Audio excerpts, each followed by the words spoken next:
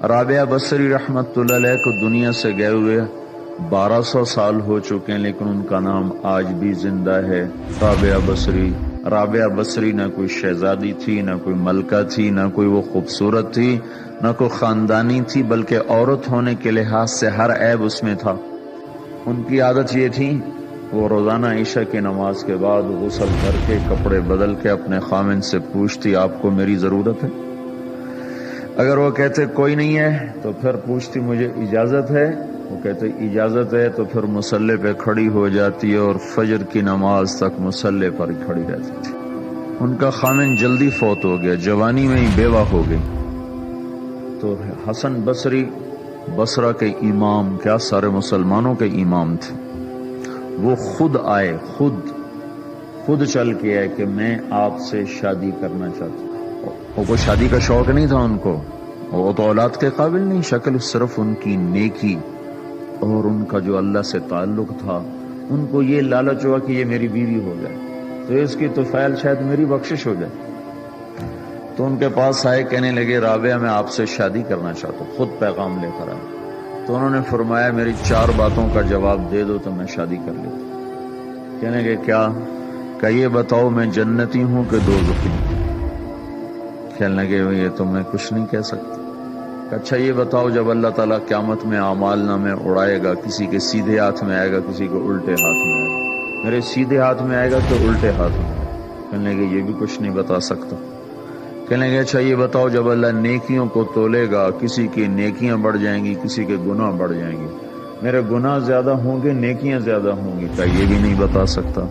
کہ اچھا یہ بتاؤ جب لوگ پل صراط سے گزریں گے، کوئی پار نکل جائیں گے، کوئی نیچے گر جائیں گے، تو میں پار نکلوں گی کہ دوزخ میں گروں گی؟ کہنے لگے یہ بھی میں نہیں بتا سکتا۔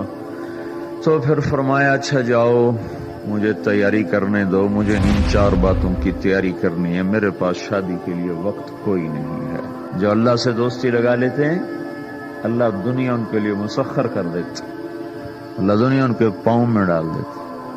تو جب ان کا انتقال ہوا، رات کو ان کا انتقال ہوا، تو اپنی خادمہ سے کہا بس 2-4 آدمی بلا کے مجھے جلدی سے دفن کر دو، کسی کو نہ بتاؤ، صبح لوگوں کو بتا دینا، اور مجھے کفن دینا میری اس چادر میں جس میں میں تہجد پڑھا کرتی تھی۔ تو انہوں نے راتوں رات دفن کر کے صبح اعلان کیا، شور مچ گیا، ہائے کیوں بتایا، کیوں نہیں بتایا، کیوں؟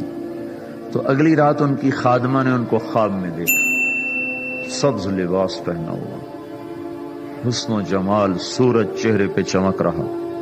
پوچھا آپ کے ساتھ کیا ہوا؟ کہا میرے اللہ نے میرے ساتھ بہت عمدہ معاملہ کیا۔ کہا آپ کی وہ چادر کہاں گئی جس میں آپ کو کفن دیا تھا؟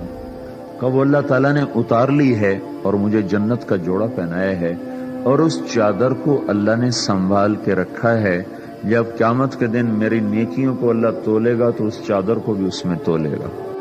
انہوں نے پوچھا منکر نکیر کا کیا ہوا؟ کہا وہ آئے تھے تو انہوں نے مجھ سے کہا من ربکی، تیرا رب کون ہے، تیرا رب کون ہے؟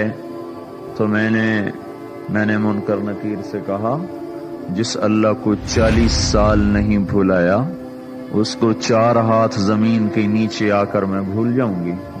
کہ جس رب کو 40 سال میں نہ بھلا سکی اس کو 4 ہاتھ زمین کے نیچے آ کر میں بھول جاؤں گی؟ تو منکر نکیر نے کہا اس کا آگے کیا حساب لینا، چلو بھائی واپس چلو۔